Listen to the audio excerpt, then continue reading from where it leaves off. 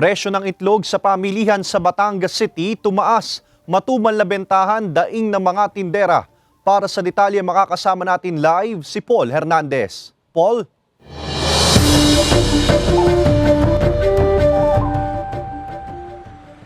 Ibinahagi ng Philippine Egg Board Association na nararanasan sa ngayon yung mahinang produksyon ng itlog. Kaya naman ang epekto nito sa kanila ay mahina ring benta.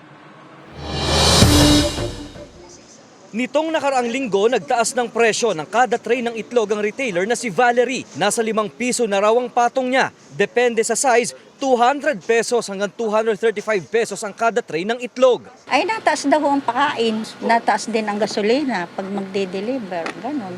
May sasakyan pa. Ayun pang naghahakot. May kasama yung tagahakot. Ilan pa sa mga egg retailer sa Batangas City New Market, iniinda ang tumal na bentahan nito. Bukod dyan, limitado lang din daw ang deliver ng itlog sa ilang pwesto. Kaya para mabigyan ng iba pang retailer, hati-hati ang delivery ng supplier.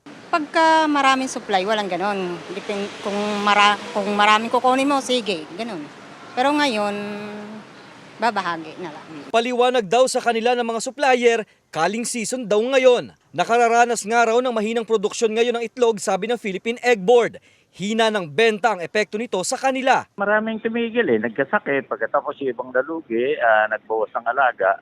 So matagal nang nalulugi yung egg industry. Yung mga kukunti ang kapital, tumaas yung cost of production, nagbawas na sila. Ayon pa kay San Diego, nakapako pa rin sa 620 pesos ang ipinatutupad na farm gate price. Yan ay kahit pa may reduction sa egg production. Sa gitna niyan, positibo ang Samahang Industriya ng Agrikultura o SINAG na mananatiling matatag ang supply ng itlog bago matapos ang taon. Yung nag-box out hindi naman ganun kalaki dun sa volume na na-produce. Ang total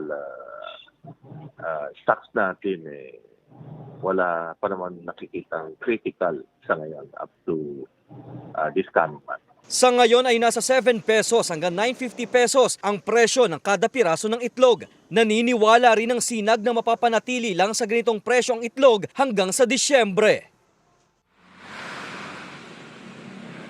Samantala, inaasahan naman ng mga egg retailer na dahil bare months na ay makakabawi-bawi naman daw sila ng benta lalo at habang papalapit yung Pasko. Yan muna ang latest mula rito sa Batangas. Ace.